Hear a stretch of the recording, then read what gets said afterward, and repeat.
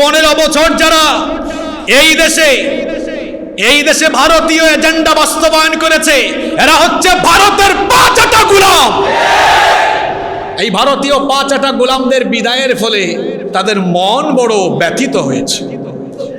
এর আগে এই ভারতীয় গোলামদের ব্যাপারে আমরা আরো বহু আগে থেকে উলামায়ে কেরাম সতর্ক করে এসেছি।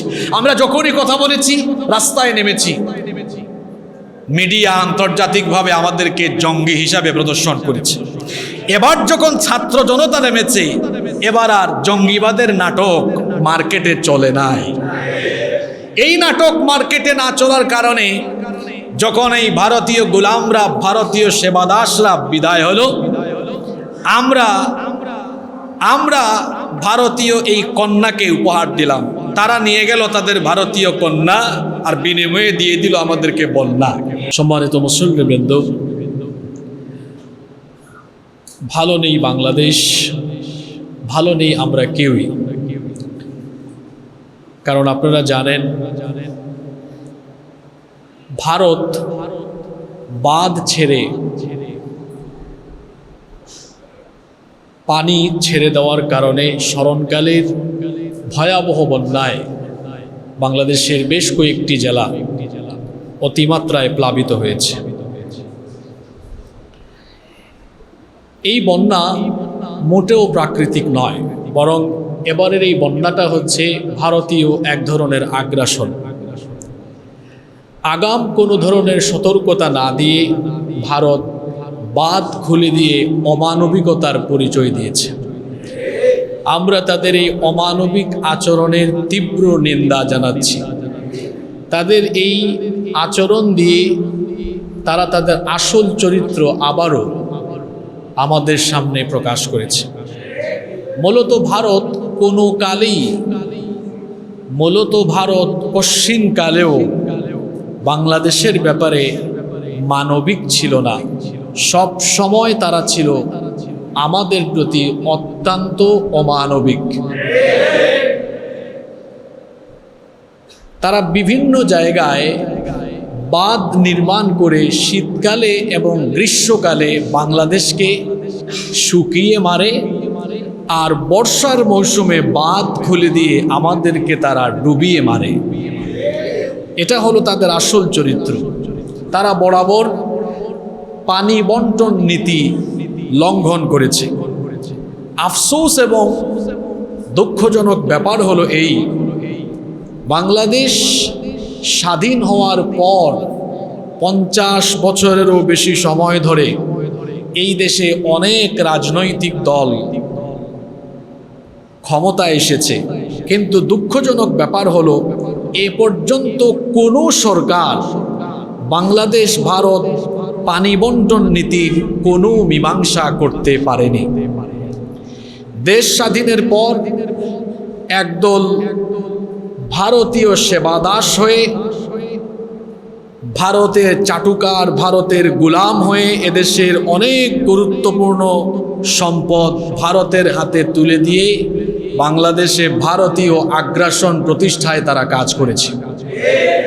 আর আরেক গ্রুপ ভারত বিরোধিতা করে রাজনৈতিক জনপ্রিয়তা হাসিল করেছে। প্রকৃতপক্ষে দেশ স্বাধীনের পরে আজ পর্যন্ত কোনো রাজনৈতিক দলই দেশপ্রেমের মনোভাব নিয়ে ভারতের সাথে পানি বন্টনের এই নীতির স্থায়ী কোনো সমাধান আদৌ করতে পারে নাই। একদল হয়েছে ভারতের গোলাম, আরেক দল হয়েছে ভারত বিরোধী।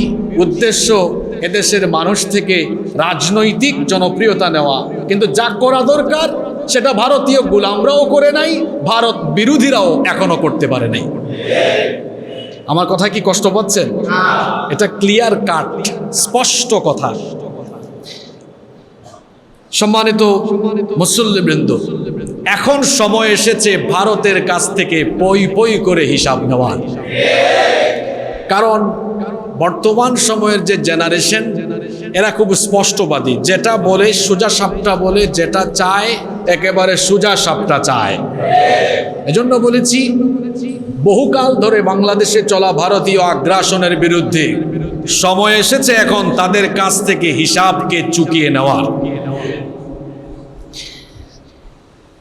বর্তমান সরকার, অন্তর্বর্তী সরকারকে আমরা বলবো, ভারত যদি বাংলাদেশের ব্যাপারে তাদের এই আগ্রাসী মনোভাব বন্ধ না করে, তাহলে অচিরেই তাদের সাথে সকল ধরনের কূটনৈতিক সম্পর্ক বাতিল করুন। তাদের সাথে যত ধরনের চুক্তি আছে সকল চুক্তি বাতিল করুন। আমদানি রপ্তানি, অর্থনৈতিক ও রাষ্ট্রীয় সকল সম্পর্ক বাতিল করুন। বাংলাদেশের সর্বসাধারণকে বলছি, বাংলাদেশের সকল মানুষকে বলছি, হিন্দু, মুসলিম, বৌদ্ধ, খ্রিস্টান, আমাদের বুঝার সময় এসেছে। এই ভারত কোনো কালে আমাদের বন্ধু ছিল না, প্রতিবেশীর মতো আচরণ করেনি, বরং বরাবরই তারা আগ্রাসী মনোভাব নিয়ে আমাদের সাথে দুশ্মনী আচরণ করেছে। এজন্য ধর্ম, বর্ণ সকলেই আমরা আজ এই সিদ্ধান্তে উপনীত হওয়া দরকার, এদেশে ভারতীয় সকল পণ্যকে আমরা সবাই মিলে বয়কট করার চূড়ান্ত সিদ্ধান্ত নিতে হবে। শুধু তাই নয়, ভারতীয় পণ্য শুধু বয়কট নয়, যদি এদেশে ভারতীয় কোনো গোলাম ভারতের পণ্য তার কোনো শপিং মলে নিয়ে আসে, তাহলে তার ওই দোকান বা শপিং মলের বিরুদ্ধেও বাংলাদেশের মানুষকে ব্যবস্থা নিতে হবে। আমরা এদেশে যারা ভারতের সেবা দাস হবে বা ভারতের গোলামি করবে, সেই ভারতীয় রাজাকারদেরকে আমরা এদেশে কোনোভাবেই বরদাস্ত করব না। ভারতীয় পণ্য বয়কট করার পাশাপাশি ব্যবসায়ী, উদ্যোক্তা, সরকার, জনগণ আমাদের সকলকে সম্মিলিতভাবে উৎপাদনের সক্ষমতা বাড়ানোর জন্য প্রাণপণ চেষ্টা করে যেতে হবে। কারণ আমরা যদি আমাদের উৎপাদনের সক্ষমতা না বাড়াই, তাহলে বিদেশি রাষ্ট্রের উপরে আমরা আমদানির জন্য শরণাপন্ন হতে হবে। আর আমরা যদি আমাদের উৎপাদনের সক্ষমতা বাড়াতে পারি, তাহলে আমরা সমৃদ্ধ হতে পারবো ইনশাআল্লাহ। সম্মানিত মুসল্লিবৃন্দ, প্রিয় দেশবাসী, ভারত নিজেদেরকে বাংলাদেশের বন্ধু রাষ্ট্র হিসাবে সবসময় দাবি করে, কিন্তু আজ পর্যন্ত তারা আমাদের সাথে বন্ধুসুলভ আচরণ করেনি। তারা বাংলাদেশ থেকে শুধু নেয় কিন্তু কিছু দেয় না। তারা বাংলাদেশ থেকে ট্রানজিট সুবিধা নিয়েছে, তারা করিডোর সুবিধা নিয়েছে, বাংলাদেশের বুকের উপর দিয়ে তারা ট্রেন চলাচলের সুযোগ নিয়েছে, বাংলাদেশের বন্দর ব্যবহারের সুযোগ তারা নিয়েছে, এত কিছু নিয়েছে। আর বিনিময়ে তারা তাদের বাঁধ খুলে দিয়ে, পানি দিয়ে আমাদেরকে ডুবিয়ে মেরে, পানি উপহার দিয়ে আমাদেরকে মৃত্যুকুলে পতিত করছে। এই হলো ভারতের চরিত্র। এগুলো কি কোনো বন্ধু রাষ্ট্রের আচরণ হতে পারে? সেজন্য আমরা ভারত সরকারকে হুঁশিয়ার করছি, যদি বাংলাদেশের ব্যাপারে তাদের এই আগ্রাসী মনোভাব বন্ধ না হয়, তাহলে এদেশের সকল ধর্ম বর্ণের মানুষ ভারতকে মোকাবেলার জন্য এমন প্রস্তুতি নেবে, যার ফলে সেভেন সিস্টার্স সহ ভারতের মানচিত্র ছিন্ন ভিন্ন লন্ড ভন্ড হয়ে যাবে। এজন্য ভারতকে কড়া হুঁশিয়ারি করছি, বাংলাদেশের ব্যাপারে তারা সকল ক্ষেত্রে যে আগ্রাসী মনোভাব প্রদর্শন করছে, অচিরেই যদি তারা এর জন্য অনুতপ্ত হয়ে আমাদের কাছে ক্ষমা না চায়, তাহলে ভারতকে মোকাবেলা করার জন্য যা যা করা দরকার বাংলাদেশের মানুষ তাই করবে ইনশাআল্লাহ। আমরা কাউকে ভয় পাই না। আমরা সেই জাতি, 52 ভাষা আন্দোলনে রক্ত দিয়ে আমরা আমাদের ভাষার স্বাধীনতা নিয়েছি। আমরা তো সেই জাতি, 71-এ রক্ত আর জীবন দিয়ে আমরা আমাদের দেশের স্বাধীনতা অর্জন করেছি। আমরা তো সেই সাহসী জাতি, আমরা বীরের জাতি। এই জুলাইয়ে আমরা রক্ত আর জীবন দিয়ে এদেশ থেকে ভারতীয় সেবাদাস আর ভারতের গোলামদেরকে হটিয়ে দিয়ে আমরা পরাধীনতার জিঞ্জিরকে ছিন্ন ভিন্ন করে দিয়েছি। যদি প্রয়োজন হয়, আবারও ছাত্র জনতা, সরকার, জনগণ সবাই ঐক্যবদ্ধ হয়ে যদি ভারতীয় আগ্রাসনকে রুখে দেওয়ার দরকার হয়, পুনরায় আবারও আমরা একত্রিত হয়ে রক্ত আর জীবন দিয়ে আমরা ভারতের বিরুদ্ধে যুদ্ধে ঝাঁপিয়ে পড়ব ইনশাআল্লাহ। সম্মানিত মুসল্লিবৃন্দ, আমার মনে হয় বাংলাদেশের যে পরিবর্তন হয়েছে, ভারত সেটা কোনোভাবেই সহ্য করতে পারছে না। কারণ তাদের অনুগত সরকারের বিদায় হয়েছে। আমি এদেরকে শুধু অনুগত বলি না, গত 15 বছর যারা এই দেশে ভারতীয় এজেন্ডা বাস্তবায়ন করেছে, এরা হচ্ছে ভারতের 5টা গোলাম। এই ভারতীয় পাঁচাটা গোলামদের বিদায়ের ফলে তাদের মন বড় ব্যথিত হয়েছে। আবার এদেরকে হটিয়েছে কারা? ছাত্র জনতা। এর আগে এই ভারতীয় গোলামদের ব্যাপারে আমরা আরো বহু আগে থেকে উলামায়ে কেরাম সতর্ক করে এসেছি। আমরা যখনই কথা বলেছি, রাস্তায় নেমেছি, মিডিয়া আন্তর্জাতিকভাবে আমাদেরকে জঙ্গি হিসাবে প্রদর্শন করেছে। এবার যখন ছাত্র জনতা নেমেছে, এবার আর জঙ্গিবাদের নাটক মার্কেটে চলে নাই।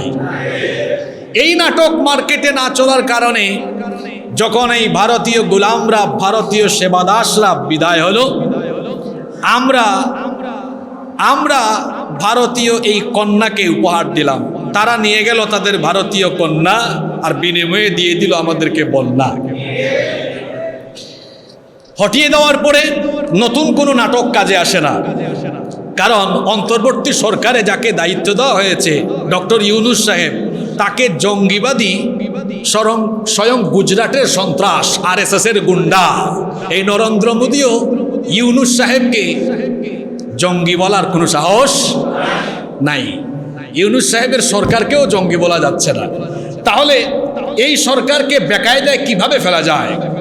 আমার মনে হয় এই বন্যাকে বাদ ছেড়ে দিয়ে বাংলাদেশে একটা অস্থিতিশীল পরিবেশ তৈরি করে, বাংলাদেশের মানুষকে প্রাকৃতিক দুর্যোগের সম্মুখীন করে সরকারকে বেকায়দায় ফেলার একটা ষড়যন্ত্র আর অপকৌশল ভারত গ্রহণ করেছে।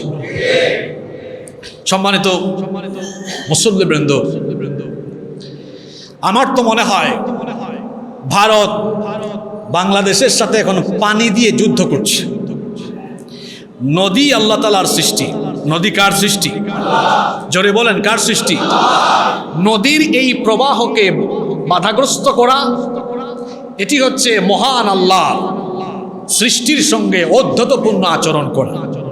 আল্লাহ তাআলা জমিনকে বড় সুন্দর করে বানিয়েছেন, এই পৃথিবীকে সুন্দর করে সুসজ্জিত করেছেন। পৃথিবীকে ভারসাম্যপূর্ণ করার জন্য আল্লাহ পাহাড় পর্বত গেড়ে দিয়েছেন জমিনের উপরে, গাছপালা উদ্ভিদকুল দিয়েছেন, সাগর নদ নদী খাল বিল সব কিছু দিয়ে পৃথিবীকে বসবাসের সুন্দর উপযোগী আল্লাহ বানিয়েছেন। আল্লাহ তাআলা যা সৃষ্টি করেছেন সেটা পৃথিবীর মানুষের উপকারের জন্য করেছেন। আপনি যদি সেটাকে মডিফাই করতে যান, তাহলে এই বিপদ আসার সম্ভাবনা আছে না নাই? হাওর বাওর খাল বিলের নাব্যতা যখন হারিয়ে যায়, পানি প্রবাহ যখন তার নিজস্ব গতি হারিয়ে ফেলে, তখনও কিন্তু বিপর্যয় ঘটতে পারে। ভারত যে কাজটা করেছে, তারা বিভিন্ন জায়গায় বাঁধ নির্মাণ করে নদীর যে পানির প্রবাহ সেটাকে বাধাগ্রস্ত করে দিয়েছে, যার ফলে আমাদের দেশে পদ্মা, মেঘনা, যমুনার বহু জায়গায় আপনারা দেখবেন শীতকালে চর হয়ে যায়। হয় কিনা? আমরা শুধু পাই পলি, আর তারা পানি আটকায় রেখে ছেড়ে দেয় কোন সময়? বর্ষাকালে ছেড়ে দেয়। তো তারা কোনো যুদ্ধে, অপসংস্কৃতির যুদ্ধে বাংলাদেশকে হারাতে পারে নাই। তারা ভারতীয় স্টার বাংলা, জি সিনেমা, আরও ভারতীয় অনেক চ্যানেল ঢুকিয়ে দিয়ে বাংলাদেশকে তারা অপসংস্কৃতির আগ্রাসন চালিয়ে ধ্বংস করতে চেয়েছে, কিন্তু আমরা এটাকে সক্ষমভাবে মোকাবেলা করেছি। ভারতীয় অপসংস্কৃতিকে বাংলাদেশের মানুষ ডাস্টবিনে ছুঁড়ে ফেলে দিয়েছে। অপসংস্কৃতির যুদ্ধে তারা ব্যর্থ। তারপরে তারা কি করলো? তাদের গুলামদেরকে ক্ষমতায় টিকিয়ে রাখার জন্য ভারতীয় তারা এই দেশে নামিয়েছে। এমনকি নির্বিচারে মানুষ হত্যা করেছে ভারতীয় ক্ষমতায় থাকলে বের হয় না, ক্ষমতা থেকে যাওয়ার পরে সব ফাঁস হয়। আপনারা জানেন, বিভিন্ন মিডিয়া, গণমাধ্যম আমাদেরকে যে তথ্য দিয়েছে সেটি হলো ভারতীয় তাদের গুলামদেরকে ক্ষমতায় রাখার জন্য বিভিন্ন সময়ে এদেশের নিরপরাধ মানুষকে নির্বিচারে গুলি করে হত্যা করে গণকবর দিয়েছে। অপসংস্কৃতির যুদ্ধে তারা ব্যর্থ। এমনকি অস্ত্রশস্ত্র দিয়ে আমাদেরকে থামিয়ে তারা দিতে পারে। 5ই আগস্ট বাংলাদেশের মানুষ দেখিয়ে দিয়েছে যে অস্ত্রশস্ত্র, গুলি, বোমা, রকেট কোনো কিছু দিয়েই স্বৈরাচারী জালেমদের বিরুদ্ধে মানুষের অভ্যুত্থানকে রুখে দেওয়া যায় না। এই যুদ্ধেও তারা ব্যর্থ। অতঃপর তারা কি করলো? সাম্প্রদায়িক হামলার নাটক সাজালো। শুনতেছেন তো আপনারা? সেই নাটকও মার্কেটে চললো না। অতঃপর তারা কি করলো, এরপরে তারা এই বন্যার বিষয়টা নিয়ে আসলো। আমার একটা হাদিস এখন মনে পড়ে গেল, খুব খেয়াল করেন। আল্লাহ তাআলা পৃথিবীকে সৃষ্টি করলেন, জমিন নড়াচড়া করছে দেখে আল্লাহ তাআলা জমিনের উপরে পাহাড় পর্বতকে পেরেকের মতো গেড়ে দিলেন। জমিনের উপরে পাহাড়কে পর্বতকে পেরেকের মতো গেড়ে দেওয়ার পরে জমিন আর নড়াচড়া করে না, জমিন একেবারে শক্ত হয়ে গেল। এটা ফেরেশতারা দেখি, ফেরেশতারা জিজ্ঞেস করলো, আল্লাহ আপনি পাহাড়কে কি এত শক্ত বানিয়েছেন, এটার এত শক্তি যে জমিনটাকে একদম স্থির করে রেখেছে? আল্লাহ বললেন, হ্যাঁ, জমিনের চাইতে পাহাড় শক্তিশালী। ফেরেশতারা তখন বলল, তাহলে পাহাড়ের চেয়ে কি শক্তিশালী কোনো জিনিস আছে? আল্লাহ বললেন, হ্যাঁ, পাহাড়ের চেয়ে শক্তিশালী জিনিস হলো লোহা, কারণ লোহা দিয়ে কিংবা লোহার তৈরি সরঞ্জাম দিয়ে পাহাড়কে কেটে ফেলা যায়। ফেরেশতারা তখন বলল, আল্লাহ লোহার চাইতে কি শক্তিশালী আরো কোনো জিনিস আছে? আল্লাহ বললেন, হ্যাঁ, লোহার চাইতে আগুন আরো শক্তিশালী, কারণ আগুন লোহাকেও গলিয়ে দেয়। তখন ফেরেশতারা বলল, আল্লাহ আগুনের চাইতে কি শক্তিশালী জিনিস আরো আছে? আল্লাহ বললেন, হ্যাঁ, আগুনের চাইতে শক্তিশালী বিষয় হলো পানি, কারণ পানি আগুনকে কি করে, আগুন কি করে? তাহলে পাহাড়ের চেয়ে লোহার শক্তি বেশি, লোহার চেয়ে আগুনের শক্তি বেশি, আগুনের চেয়ে পানির শক্তি বেশি। এখন যে আগ্নেয়াস্ত্র দিয়ে মানুষকে হত্যা করা হয়, এগুলো বানানো হয়েছে লোহা দিয়ে। লোহার তৈরি অস্ত্র দিয়ে বাংলাদেশের মানুষকে থামিয়ে দেওয়া যায় নাই। লোহার চাইতে শক্তিশালী জিনিস আগুন, আগুনের চাইতে শক্তিশালী জিনিস পানি। এই পানিকে ভারত এখন বাংলাদেশের মানুষকে ধ্বংস করার জন্য এই পানির উপাদান ব্যবহার করে বাঁধ ছেড়ে দিয়ে পানিতে ডুবিয়ে বাংলাদেশকে বিপর্যস্ত করার ষড়যন্ত্র করা করছে। সম্মানিত মুসল্লিবৃন্দ, সম্মানিত মুসল্লিবৃন্দ, প্রিয় দেশবাসী, ভারতের এই আগ্রাসী মনোভাবের আমরা তীব্র নিন্দা জানাচ্ছি। তারা যে কাজটি করেছে তাদের আসল চরিত্র এর মাধ্যমে তারা প্রকাশ করেছে। বর্তমানে বাংলাদেশের 40-45 লক্ষ মানুষ পানিবন্দী হয়ে অসহায়ের মতো মানবেতর জীবনযাপন করছেন। ফেনী, কুমিল্লা, নোয়াখালী, লক্ষ্মীপুর, খাগড়াছড়ি, চট্টগ্রামের বেশ কিছু এলাকা, বেশ কিছু অঞ্চল, ফটিকছড়ি, মিরসরাই, বারিয়ারহাট, এরপরে হবিগঞ্জ, মৌলভীবাজারের অনেক অঞ্চল এমনভাবে প্লাবিত হয়েছে যে কোথাও কোথাও ভূমি থেকে 25, 30, 35 ফুট পানির উচ্চতা বেড়ে গিয়েছে। ইন্না লিল্লাহি ওয়া ইন্না ইলাইহি। চিন্তা করছেন পানির হাইটটা কোথায়? বলা হচ্ছে গত 35-40 বছরে এই রকম ভয়াবহ বন্যা এই অঞ্চলের মানুষ দেখে নাই। নতুন প্রজন্ম তো এগুলো দেখেও নাই। 22 সালে সিলেটের বন্যার সাক্ষী আমি শুরু থেকে শেষ পর্যন্ত ছিলাম। বর্তমানে যে বন্যা হয়েছে এটা 22 সালের বন্যার চেয়ে, 22 সালের সিলেট সুনামগঞ্জের বন্যার চাইতেও আরো ভয়াবহ। গত পরশুদিন রাতে কুমিল্লা এবং ফেনীর বেশ কিছু এলাকা সরেজমিনে দেখার সুযোগ আমার হয়েছে।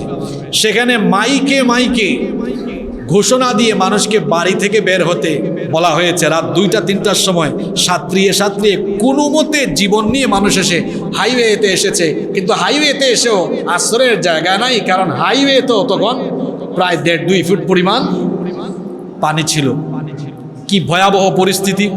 ওদিকে ফেনীর ফুলগাজী, পরশুরাম, ফেনী শহরেই কোথাও কোথাও কোমর সমান, গলা সমান পানি যদি হয়, এখন ফেনী থেকে আরো 25-30-35 কিলোমিটার দূরে ওই নিম্নাঞ্চল এগুলো পরশুরাম, ফুলগাজী, সেখানে যে অবস্থা কত ভয়াবহ হতে পারে সেটা অকল্পনীয়। সম্মানিত মুসল্লিবৃন্দ, প্রিয় দেশবাসী, পানিবন্দী লক্ষ লক্ষ অসহায় এই মানুষের পাশে দাঁড়ানো আমাদের সকলের মানবিক দায়িত্ব। মুখে খাবার নেওয়ার আগে চিন্তা করুন, লক্ষ লক্ষ মানুষের সামনে আজকে খাবার নাই। কি বলেন, আছে? নরম তুলতুলে বিছানায় ঘুমানোর আগে চিন্তা করুন, লক্ষ লক্ষ মানুষের ঘুমানো তো দূরের কথা, ঘুমানো তো দূরের কথা, একটু আশ্রয় নিয়ে দাঁড়ানোর জায়গাটুকু আজ নাই। গৃহহীন হয়ে ঘর বাড়ি ছেড়ে দিয়ে আশ্রয় কেন্দ্র ভরপুর হয়ে গিয়েছে। বিভিন্ন জায়গায় যেখানে একটু উঁচু জায়গা সেখানে এত পরিমাণ মানুষের জমায়েত, পঙ্গপালের মতো মানুষ দিক বিদিক থেকে ছুটে আসতেছে। পানিবন্দী অসহায় এই মানুষগুলোর পাশে দাঁড়ানো আমাদের কি মানবিক দায়িত্ব নয়? আমাদের দায়িত্ব আছে কিনা? শুধু সরকার নয়, সরকার এবং জনগণ উভয়ে মিলে এই জাতীয় সংকট উত্তরণে আমাদেরকে ঐক্যবদ্ধভাবে কাজ করতে হবে। আমাদেরকে এটা ভাবলে চলবে না যে এই সংকট এটা সরকারের কাজ, সরকার উত্তরণ করুক। যে সমস্যায় আমরা পড়েছি এটি একটি জাতীয় সমস্যা, এটি একটি জাতীয় সংকট।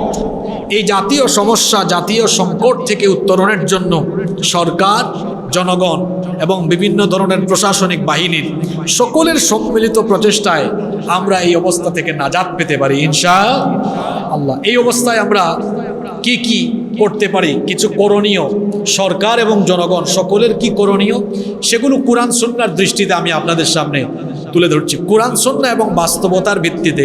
কারণ আমার নিজের জন্ম হয়েছে বন্যা দুর্গত এলাকায়, আমি নিজে জন্মের পর থেকে বন্যা দেখে দেখে বড় হয়েছি। সুতরাং বন্যার সময়, বন্যার আগে কি প্রস্তুতি নেওয়া লাগে, বন্যা হলে কি করা লাগে, এগুলোর বাস্তব অভিজ্ঞতা আমাদের আছে। তো এজন্য কোরআন সুন্নাহ এবং বাস্তবতার নিরিখে আমাদের করণীয়গুলো আজকে আমরা তুলে ধরবো ইনশাআল্লাহ। নাম্বার 1, প্রথমত এই জাতীয় সংকটে সবরের সাথে মহান আল্লাহকে স্মরণ করুন, রবকে বেশি বেশি স্মরণ করুন এবং এই অবস্থা থেকে পানাহ চেয়ে দোয়া করতে হবে যার কাছে তিনি কে। আপনারা হয়তো ভাবছেন এত পানি যাবে কোন দিক দিয়ে, হয়তো এই বন্যা থেকে আমাদের উত্তরণ হতে অনেক সময় লাগবে। শোনেন, অসম্ভব সম্ভব যিনি মুহূর্তে করে ফেলেন তিনি কে? অসম্ভবকে মুহূর্তেই যিনি সম্ভব বানিয়ে ফেলেন তিনি হলেন আমার রব। এটার কি বন্যা! নূহ আলাইহিস সালামের সময়ে যখন মহাপ্লাবন হয়েছিল, সেই মহাপ্লাবনের এত পানিকে মুহূর্তের মধ্যেই যিনি নিঃশেষ করে দিয়ে এই জমিনকে সংকট থেকে উত্তরণ করে দিয়েছিলেন তিনি কে? নূহ আলাইহিস সালাম তার জাতির লোকদেরকে দাওয়াত দিলেন, তার জাতির লোকেরা তার সঙ্গে নাফরমানি করলো, দাওয়াতকে প্রত্যাখ্যান করলো। নূহ আলাইহিস সালাম তিনি রাগ করে কওমের জন্য বদদুয়া করলেন। তিনি তার কওমের জন্য বদদুয়া করে বললেন, রব্বি লা তাযার আলাল আরদি মিনাল কাফিরিনা দাইয়ারা। হে রব, এই কাফিরদের কাউকেই তুমি অবশিষ্ট রেখো না, এদের সন্তান সন্ততি সহ এদেরকে তুমি ধ্বংস করে দাও। আল্লাহ নূহ আলাইহিস সালামকে কিস্তি বানানোর জন্য আদেশ দিলেন। নূহ আলাইহিস সালামের সেই এলাকায় বন্যা হতো না। মানুষজন যখন দেখলো নূহ আলাইহিস সালাম কিস্তি তৈরি করছেন, তারা বলল নূহ পাগল হয়ে গিয়েছে, সে কেন কিস্তি বানায়? নূহ আলাইহিস সালাম তখন বললেন, কেন কিস্তি বানাচ্ছি কিছুদিন পরে টের পাবা। অবশেষে যখন আল্লাহর গজবের সময় চলে আসলো, আল্লাহ তাআলা নূহ আলাইহিস সালামকে আদেশ দিলেন, তুমি তোমার অনুসারীদেরকে আর প্রত্যেক প্রাণের জোড়ায় জোড়ায় কিস্তির মধ্যে আরোহণ করাও, আর যারা কাফির এদেরকে তুমি কিস্তির মধ্যে আরোহণ করায়ও না। নূহ আলাইহিস সালাম তার অনুসারীদেরকে নিয়ে এবং প্রত্যেক প্রাণীর জোড়ায় জোড়ায় কিস্তির মধ্যে উঠালেন। তার ছেলে নৌকায় উঠলো না, কিস্তিতে উঠলো না। তিনি তার ছেলেকে বললেন, বাবারে যদি বাঁচতে চাও আজকে কিস্তিতে উঠো। তার ছেলে তখন বলল, আমি উঁচু কোনো টিলায় অবস্থান নিব, সেখানে আমি অবস্থান নিলে বেঁচে যাব। নূহ আলাইহিস সালাম বললেন, আজকে কোনো উঁচু টিলায় অবস্থান নিয়েও কোনো লাভ নাই, আজকে কেবলমাত্র ওই ব্যক্তি নাজাত পাবে যাকে আল্লাহ নাজাত দিতে চান। নূহ আলাইহিস সালামের ওই ছেলে কাফির ছিল, সে নৌকায় কিস্তিতে আরোহণ করল না, সেও ধ্বংস হয়ে গেল। অবশেষে আসমান থেকে ভারী বর্ষণ নামতে থাকলো আর মাটি ফেটে মাটির নিচ থেকে পানি উঠতে লাগলো। এমন বন্যা হলো, এমন মহাপ্লাবন হলো, নূহ আলাইহিস সালামের এই অনুসারী ছাড়া আর জোড়ায় জোড়ায় যে প্রাণীগুলোকে তিনি কিস্তিতে উঠিয়েছিলেন এরা ছাড়া সবাইকে আল্লাহ এক প্লাবন দিয়ে ধ্বংস করে দিয়েছেন। আল্লাহু আকবার। শুনেন তারপরের কাহিনী। নূহ আলাইহিস সালাম তার অনুসারীদেরকে নিয়ে কিস্তিতে আছেন, কিন্তু কোথায় যাবেন? চতুর্দিকে পানি আর পানি, এত পানি, পানিতে গোটা পৃথিবী একেবারে ভরপুর হয়ে গিয়েছে। আল্লাহ তাআলা তখন বললেন, নূহ তুমি ভয় পেও না, এই অবস্থা ঘটিয়েছেন যিনি, এই অবস্থা থেকে নাজাত দিতে পারেন। শোনেন শোনেন, এত পানি হঠাৎ করে কোথায় গেল? তখন আল্লাহ তাআলা আসমানকে আদেশ দিলেন এবং জমিনকে আদেশ দিলেন। কোরআনুল কারীমের 11 নম্বর সূরা, সূরা হুদের 44 নম্বর আয়াতে এসেছে, আল্লাহ তাআলা তখন বললেন, ওয়াকিলা ইয়া আরদু বলঈ মাআকি ওয়া ইয়া সামাউ আqলি'i ওয়া গীদাল মাউ ওয়া কুদিয়াল আমরু ওয়াস্তাওয়াত আলাল জুদি ওয়া কিলা বু'দান লিল কওমিয যালিমিন। আল্লাহ তাআলা বললেন, হে জমিন, এই যে এত বিরাট বন্যা দিলাম, এত পানি, এত বিরাট লেভেলের পানি, এত উচ্চতা, জমিন এই পানিকে তুমি চুষে নাও।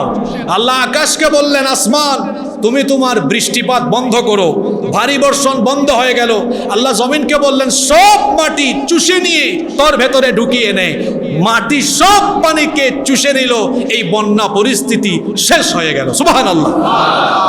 যে আল্লাহ তাআলা, এখন তো 8-9 জেলায় বন্যা, আর নূহ আলাইহিস সালামের বন্যাটা কি কোনো এলাকা ভিত্তিক না গোটা দুনিয়া? জোরে বলেন। মাটিকে পানি চুষে নিয়ে বন্যামুক্ত করার জন্য আল্লাহ মাটিকে আদেশ দিয়েছেন। সেই আল্লাহ বুঝি এখন আর নাই? সে আল্লাহ বুঝি এখন নাই? কেউ হতাশ হবেন না, ভারতীয় চক্রান্তে, ভারতীয় ষড়যন্ত্রে কেউ ভয় পাবেন না। সে আল্লাহ আমাদের সাথে আছেন। আমরা যদি তাওয়াক্কুল রাখতে পারি, আল্লাহর উপরে সবর রাখতে পারি, এই পানি দেখবেন আল্লাহর আদেশে মুহূর্তেই মাটির তলায় চলে যাবে ইনশাআল্লাহ। এই ঈমান আমাদের আছে না নাই? আল্লাহ চাইলে পারেন কি পারেন না? আল্লাহ সব পারেন। ঈমান থাকা লাগবে ঈমানের মতো। মনে রাখবেন, বিপদও মাঝে মাঝে নিয়ামত হয়ে আসে, রহমত হয়ে আসে। কারণ বিপদ প্রথমেই রবকে স্মরণ করায়। দেখবেন বিপদে পড়লে সবার আগে মানুষের মুখ দিয়ে যার নাম বের হয়, তিনি কি? তিনি কে? শুধু ডাকে আল্লাহ আল্লাহ আল্লাহ। তাহলে বিপদ মানুষকে কার কথা স্মরণ করায়? এক। দ্বিতীয়ত হচ্ছে, আপনারা কোরআন হাদিস পড়লে দেখবেন যাদেরকে আল্লাহ বিপদে ফেলান, বিপদের পরেই আল্লাহ এদেরকে এত সুখ শান্তি দেন, এত সমৃদ্ধি দেন, যা তারা কল্পনাও করতে পারে না। সুবহানাল্লাহ। সুতরাং যারা আজ এই প্রাকৃতিক দুর্যোগের সম্মুখীন হয়ে অনেক কিছু হারিয়ে ফেলেছেন, কেউ হতাশ হবেন না। ইন্না মাআল উসরি ইউসরা। আগামীর বাংলাদেশ হবে একটি নির্ভেজাল বাংলাদেশ ইনশাআল্লাহ। আপনারা বলবেন, হুজুর এই কথার সাথে ওই কথার যুক্তি কি? আরে এই বিপদ দিয়ে আল্লাহ তাকে চিনিয়েছেন, আর অন্যদিকে এদেশের হিন্দু, মুসলিম, বৌদ্ধ, খ্রিস্টান সবাইকে ভারতের আসল চরিত্র আল্লাহ চিনাইয়া দিয়েছে। তার মানে আগামীর বাংলাদেশের প্রত্যেকটি নাগরিক হবে ভারতের এই নতজানু পররাষ্ট্রনীতির মারাত্মক এবং ঘোর বিরোধী। এদেশে কেউ ভারতের গোলাম হয়ে থাকতে চায় না। ভারত যদি বলে তারা আমাদের বন্ধু, তো বন্ধুর মতো থাকো। যদি বন্ধুর পরিবর্তে প্রভু হওয়ার চেষ্টা করো, তাহলে আমরা এমন কাজ করব তোমাদের মানচিত্র ছিন্ন বিচ্ছিন্ন করে দিব। সম্মানিত মুসল্লিবৃন্দ, বলছিলাম যে এই বন্যা, এই দুর্যোগে হতাশ হওয়ার কিছু নাই। আমরা যদি ঈমান রাখতে পারি, তাওয়াক্কুল রাখতে পারি। নূহ আলাইহিস সালামের সময় আল্লাহ কি মাটিকে আদেশ দেন নাই? পরিষ্কার কথা আল্লাহ সূরা হুদের 44 নম্বর আয়াতে বলেছেন, হে জমিন এই পানিকে চুষে ফেলো। আচ্ছা দেখেন, এত বৃষ্টি হয়, বৃষ্টির পানিগুলো যায় কোথায়? যায় কোথায়? এই মাটি হুকুম মানে আমার না আল্লাহ, আপনার না আল্লাহ। তো আল্লাহ যদি বলেন ফেনী, নোয়াখালী, কুমিল্লা, লক্ষ্মীপুর, চট্টগ্রাম, মৌলভীবাজার, হবিগঞ্জের মাটি তুমি এই ভারতের সব পানি চুষা আরম্ভ করো, সব পানি তুমি গ্রাস করে ফেলো, আল্লাহর আদেশে এটা হতে পারে কি পারে না? এজন্য ভয় করতে হবে কাকে? আমি বলছিলাম এ জাতির করণীয় ঠিক করতে হবে। 1 নম্বর, আল্লাহকে স্মরণ করে আল্লাহর কাছে পানা চাইতে হবে। নাম্বার 2 নম্বর, বন্যা হলে আগে ত্রাণ নয়। ওই যে আমি বন্যা এলাকার ছেলে, তো জন্মই হয়েছে নদী, এই হাওরের পারে, বিলের পারে, জন্ম বন্যা দেখতে দেখতে বড় হয়েছি। তো বন্যা হয়ে গেলে ত্রাণ নয়, বন্যা হয়ে গেলে সবার আগে মানুষকে উদ্ধার করতে হয়। কি করতে হয়? উদ্ধার করতে হয়। কারণ অকস্মাৎ যখন মানুষের ঘরে বাড়িতে পানি ঢুকে যায়, মানুষ সবার আগে যান বাঁচানোর চেষ্টা করে। সবার আগে কিসের চেষ্টা করে? এই সরকারের বয়স তো কম, আজকে হলো 23 তারিখ, তাই না? তাহলে কয়দিন হইল?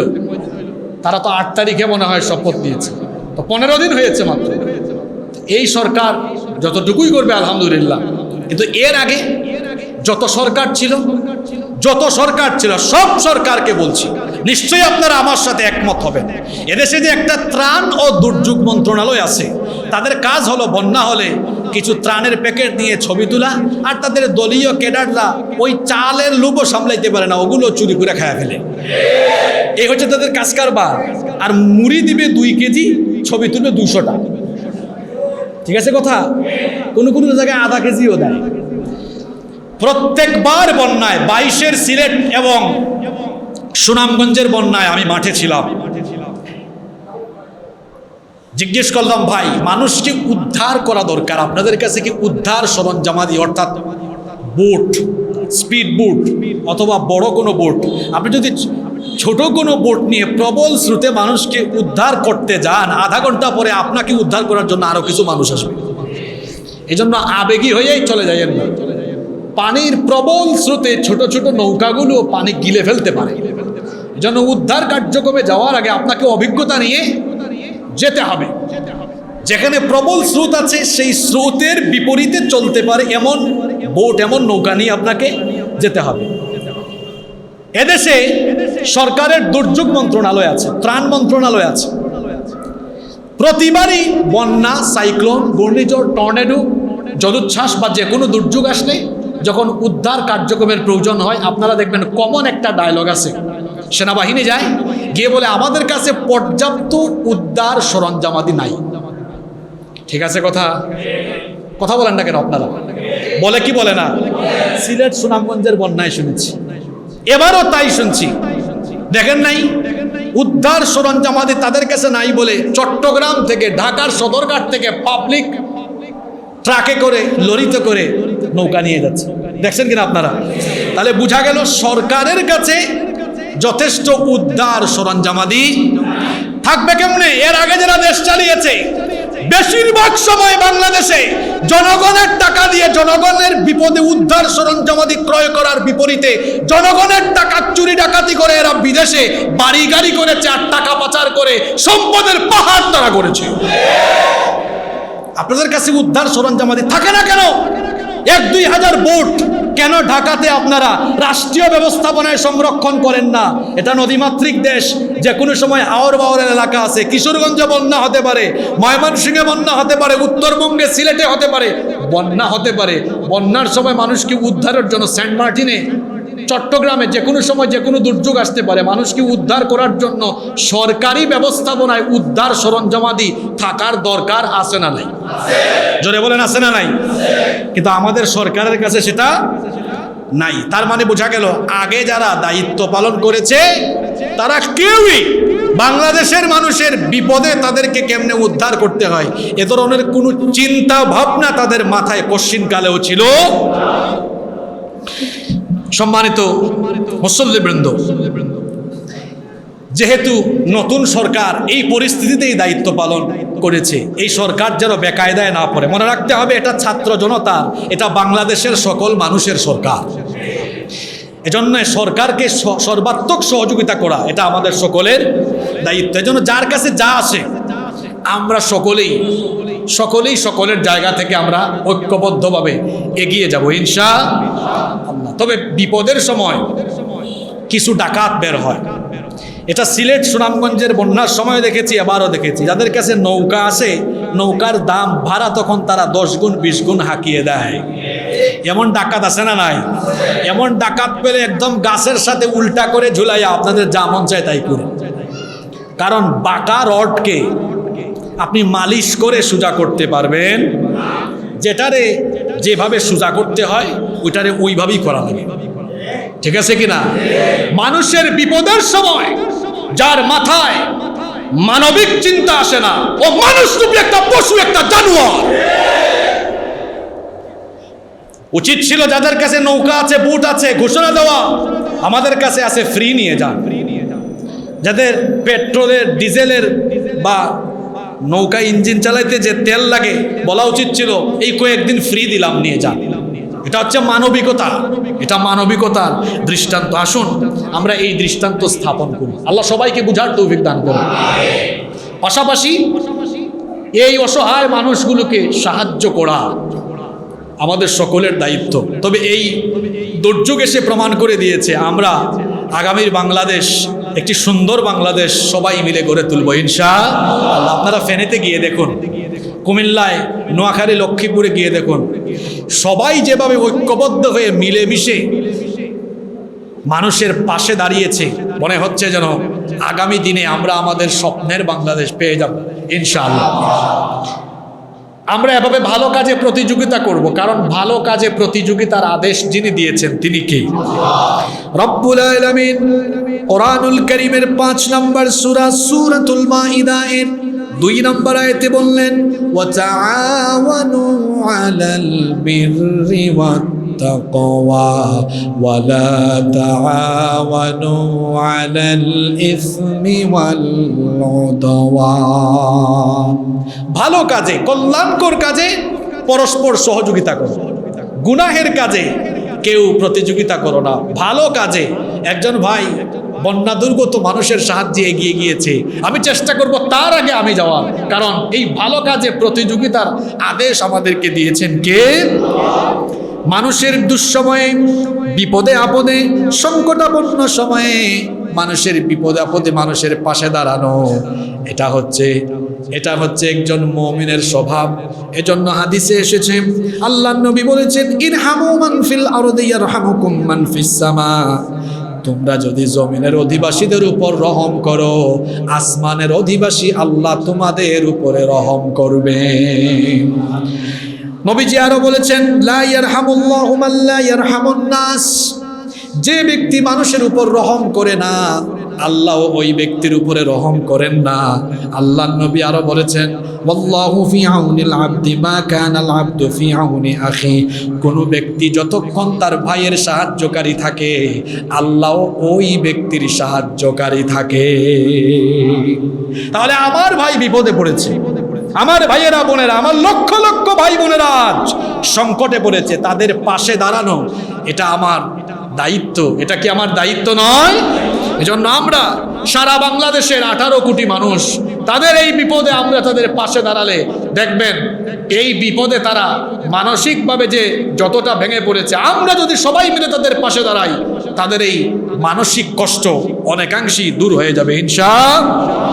2 নম্বর বললাম, উদ্ধার কার্যক্রম গতিশীল করে সবাই তাদের পাশে দাঁড়িয়ে যাওয়া। 3 নম্বর, আশ্রয় কেন্দ্রগুলো খুলে দেওয়া হয়েছে মানুষের আশ্রয়ের জন্য, কিন্তু সেটা তো পর্যাপ্ত নয়।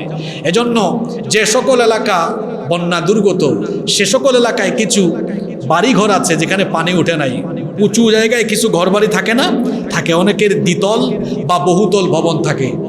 বন্যার সময়ও এমন পশু স্বভাবের মানুষ, আমি নিজেও দেখেছি, মানুষ আশ্রয় নেওয়ার জায়গা নাই, ঘরে বাড়িতে পানি, কিন্তু তার ঘরে মানুষ বেশি ঢুকলে পরে ঘর ময়লা হয়ে যাবে, এই মনোভাব নিয়ে নিজের দরজা, নিজের গেট তালা দিয়ে রেখেছে। এরকম অমানবিক মানুষও কিন্তু এরকম বিপদের সময় দেখা যায় না? আমরা বলবো যাদের বাড়ি ঘরে পানি উঠে নাই কিংবা দ্বিতল বহুতল ভবন আছে, দয়া করে আপনাদের ঘর বাড়িগুলো মানুষের জন্য খুলে দেন, উন্মুক্ত করে দেন, যাতে করে মানুষ সেখানে আশ্রয় নিতে পারেন। মক্কা থেকে যখন মুসলমানরা হিজরত করে মদিনায় গেল, মদিনার মুসলমানরা তাদেরকে আশ্রয় দিয়েছে না তাড়িয়ে দিয়েছে? জোরে বলেন। তা আপনিও এই স্বভাবের হন, আপনি আশ্রয় দিবেন। বিপদে পড়া মানুষগুলোকে আশ্রয় দেওয়া, এটা হলো ভালো মানুষের স্বভাব, এটা হলো মুমিনের স্বভাব। এই জন্য আল্লাহ তাআলা মদিনার আনসারদের প্রশংসা করে কোরআনে কারীমে আয়াত নাজিল করেছেন। আল্লাহ তাআলা বলছেন, ওয়াল্লাযীনা তাবাওয়াউদ-দারা ওয়াল ঈমানা মিন ক্বাবলিহিম ইউহিব্বুনা يحبون من هاجر إليهم ولا يجدون في صدورهم حاجة مما أوتوا ويؤثرون على أنفسهم ولو كان بهم خصاصة ومن يوق شح نفسه فأولئك هم المفلحون। কি সুন্দর কথা শুনেন, আল্লাহ বলছেন মুহাজিররা মদিনায় আসার আগে মদিনায় যারা বসবাস করত তাদের আনসাররা এরা ঈমান এনেছিল এবং মক্কা থেকে আসা মুহাজিরদেরকে তারা ভালোবেসে আশ্রয় দিয়েছিল। তাদের সাথে তারা কোনো রকমের হিংসা করে নাই। তাদের অভাব থাকা সত্ত্বেও তারা তাদের ভাইদেরকে অগ্রাধিকার ভিত্তিতে তাদেরকে অগ্রাধিকার দিকে আশ্রয় দিয়েছিল, খাবার দাবার তাদের সাথে শেয়ার করেছিল। সুবহানাল্লাহ, এদের প্রশংসা করেছেন কি? তাহলে এই দুঃসময়ে আমরা কি এই মানুষগুলোকে আমরা যার যার সামর্থ্য অনুযায়ী তাদের পাশে দাঁড়িয়ে আশ্রয় দিয়ে আমরা কি মানবিকতার উজ্জ্বল দৃষ্টান্ত স্থাপন করতে পারি না? ইনশাআল্লাহ, আল্লাহ আমাদেরকে তৌফিক দান করেন।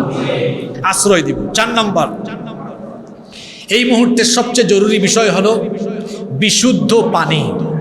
বিশুদ্ধ পানি, কারণ কোনো এলাকা যখন বন্যায় দুর্গত হয়ে যায় তখন নলকূপ, টিউবওয়েল এগুলো পানির তলায় চলে যায়, তখন মানুষ বিশুদ্ধ পানির অভাবে ভোগে।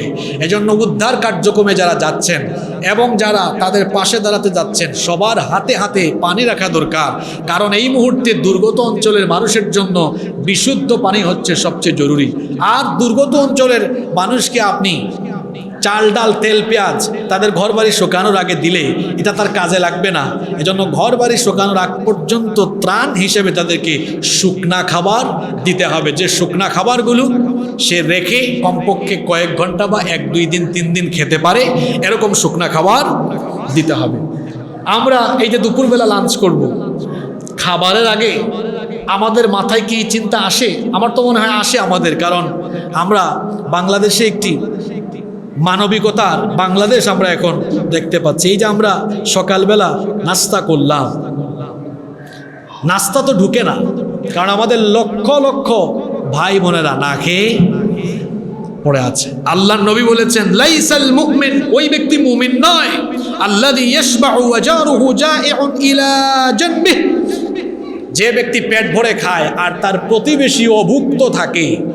প্রতিবেশীকে অভুক্ত রেখে যে পেট ভরে খায় ওই ব্যক্তি মুমিন হতে পারে? আমাদের লক্ষ লক্ষ ভাই বোনেরা না খেয়ে আছে, তাদের কাছে খাবার পৌঁছে দেওয়া এটা আমাদের সকলের দায়িত্ব। নাম্বার 5 নাম্বার, যখন কোনো এলাকা বন্যা দুর্গত হয় সেখানে পানিবাহিত অনেক রোগে মানুষ আক্রান্ত হয়ে যায়। এজন্য খাবার, স্যালাইন এবং প্রাইমারি মেডিসিন সেই সকল এলাকায় সরবরাহ করতে হবে। 6 নাম্বার, যারা চিকিৎসক আছেন, ডাক্তার আছেন এবং মেডিকেলে যারা পড়াশোনা করেন তারা মেডিকেল টিম গঠন করে দুর্গত অঞ্চলগুলোতে গিয়ে মানুষকে ফ্রি চিকিৎসা দিতে পারেন, এভাবে তারা তাদের পাশে দাঁড়াতে পারেন। 7 নাম্বার, কোনো এলাকায় যখন বন্যা দুর্গত হয় সে এলাকায় বিদ্যুৎ থাকে না, বিদ্যুৎ বিচ্ছিন্ন হয়ে যায়। এজন্য বিশুদ্ধ পানি আর খাবার নিয়ে যাওয়ার পাশাপাশি ওষুধ সরবরাহ করলেও তার পাশাপাশি একটু মোমবাতি এবং দিয়াশলাই দিতে পারলে ভালো, কারণ অন্তত রাতের বেলা তারা অন্ধকারকে এর দ্বারা নির্বাপিত করতে পারবে ইনশাআল্লাহ। 8 নম্বর, সরকারের দায়িত্ব হলো দ্রুত সময়ে দুর্গত অঞ্চলগুলোতে বিদ্যুৎ সরবরাহ করা, কারণ বিদ্যুৎ না থাকলে ওই এলাকা যোগাযোগ বিচ্ছিন্ন হয়ে যায়, মানুষের ফোনে চার্জ থাকে না, খবরাখবর পাওয়া যায় না। এজন্য সরকারের উচিত বিদ্যুৎ ডিপার্টমেন্টে যারা আছেন সেই ডিপার্টমেন্টকে বলা দ্রুততার সাথে দুর্গত অঞ্চলগুলোতে বিদ্যুৎ সরবরাহের ব্যবস্থা করা। 9 নম্বর, পরিস্থিতির যখন উন্নতি ঘটবে, যখন বন্যার পানি কমতে শুরু করবে তখন রান্না করা খাবারও তাদের মধ্যে বিতরণ করা যেতে পারে। 10 নম্বর, পরিস্থিতির উন্নতি ঘটলে তখন নিত্য প্রয়োজনীয় পণ্য দিয়ে কয়েকদিন ব্যাপী ত্রাণ কার্যক্রম অব্যাহত রাখতে হবে। 11 নম্বর, বন্যা পরিস্থিতি উন্নতি হয়ে গেলে, পানি কমে গেলে, যাদের ঘর বাড়ি নষ্ট হয়েছে সরকারি উদ্যোগে এবং আমরা আমাদের ব্যক্তিগত বা বিভিন্ন সামাজিক বা বিভিন্ন সাংস্কৃতিক সংগঠন থেকে আমরা চাইলে তাদের পুনর্বাসনের জন্য ব্যবস্থা করতে পারি। এবং সরকারের উচিত হবে দ্রুত সময়ের ভিত্তিতে যেসব এলাকা বন্যা দুর্গত হয়, ওই সকল এলাকার রাস্তাঘাট, ব্রিজ, কালভার্ট ভেঙে যায়, সেগুলো দ্রুত সময়ের মধ্যে মেরামত বা সংস্কার করতে হবে। 12 নম্বর, যেটা কখনোই করা হয় না, এটা সবচেয়ে গুরুত্বপূর্ণ, এই পরিস্থিতির উন্নতি হওয়ার পরে কমিটি গঠন করে বন্যার কারণ আইডেন্টিফাই করে ভবিষ্যতে বন্যা মোকাবেলায় করণীয় ঠিক করতে হবে। 22 সালে বন্যা হলো, 23 সালে সিলেটে আবার হলো, 24 সালে হলো। 24 সালে এমন অবস্থা হয়েছে, ঈদের সময় বাড়ি গিয়ে আমি নিজেই আটকা পড়ছি, 6 ঘন্টা 7 ঘন্টা আমি নিজেই আহাজারি করতে করতে নৌকা পেয়েছে। তো এই যে 22 সালে এত ভয়াবহ বন্যা হলো, হওয়ার পরেও পরবর্তী 2 বছর হলো, হয়তো ওই রকম হয় নাই কিন্তু কাছাকাছি হয়েছে। তো এই বন্যা থেকে উত্তরণের জন্য করণীয় কেন ঠিক করা হলো না? আমাদের দেশের বেশিরভাগ নদ নদীগুলো ভরাট হয়ে যাচ্ছে, এই নদীগুলো ড্রেজিং হচ্ছে না, নদী খনন করতে হবে যাতে পানির প্রবাহ ঠিক থাকে। এবং নদী দখল আছে, নদী শাসন, নদীর মধ্যে অনেক অবৈধ স্থাপনা এখন গড়ে উঠেছে, ঠিক না? নদীর মধ্যে অবৈধ স্থাপনা, এরপরে নদী দখল, নদী শাসন হচ্ছে, নদী তার নাব্যতা হারিয়ে ফেলছে। তো এই বন্যা থেকে আমাদেরকে নিস্তার পেতে হলে দেশের যতগুলো নদী আছে, হাওর আছে, খালবিল আছে, সরকারি ব্যবস্থাপনায়, সরকারি বরাদ্দে ধারাবাহিকভাবে এই নদী, হাওর, বাওর, খাল বিলকে খনন করে পানির প্রবাহকে ঠিক করে দিতে হবে। আর এই বন্যা এটা কেন হলো আমরা সবাই জানি। আপনারা জানেন কি জানেন না? এই বন্যা কে উপহার দিল? জোরে বলেন। এজন্য সময় এসেছে ভারতকে উচিত জবাব দেওয়ার। ভারত যত জায়গায় বাঁধ নির্মাণ করেছে, বাংলাদেশ সরকারের উচিত হবে সেই জায়গা থেকে 50-60 কিলোমিটার দূরত্ব মেনটেন করে বাংলাদেশের সীমান্তেও ভারতের যে উচ্চতা, এর চাইতে আরো উচ্চতা বাড়িয়ে দিয়ে আরেকটা বাঁধ নির্মাণ করা।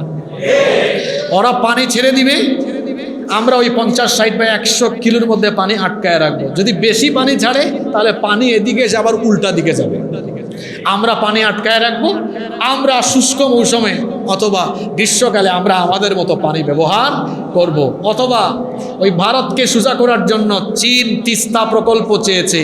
আমি ডক্টর ইউনূস সাহেবকে বলবো চীনকে এই কাজ বুঝায় দেন। ভারত এমনিতেই দেখবেন কিছুদিন পরে তারের মতো সোজা হয়ে যাবে। আগের সরকারের মতো নতজানু পররাষ্ট্রনীতি যেন না হয়। কারণ এই বাংলাদেশকে উন্নয়ন আর সমৃদ্ধিতে নিয়ে যাওয়ার জন্য কোন দেশের গোলাম হওয়ার দরকার নেই। আমরা যদি সৎ হয়ে, আমরা যদি সাহসের সাথে এগিয়ে যেতে পারি, এই বাংলাদেশ উন্নত হবে, সমৃদ্ধ হবে। এটা রুখে দেওয়ার দুঃসাধ্য কারণ নাই ইনশাআল্লাহ। এজন্য আমি ইউনূস সাহেবকে বলবো যে উনার সরকার এই ক্ষেত্রে শক্তিশালী ভূমিকা রাখা দরকার। এটা রাখতে পারলে মনে রাখা দরকার আপনাদের, বাংলাদেশের মানুষ আপনাদের সাথে থাকবে ইনশাআল্লাহ। আল্লাহ তাআলা নদীকে যেভাবে সৃষ্টি করলেন, তারা বাদ দিয়ে নদীর প্রবাহ বন্ধ করে দিয়েছে। এটা আল্লাহর সাথে এক ধরনের বিদ্রোহ, এটা বেআইনি কাজ, দণ্ডনীয় একটা অপরাধ। আমরা ভারতকে কড়া হুঁশিয়ারি দিচ্ছি। আমরা কিন্তু কিছুদিন আগে রক্ত আর জীবন দিয়ে পরাধীনতার জিঞ্জিরকে ছিন্ন বিচ্ছিন্ন করেছি।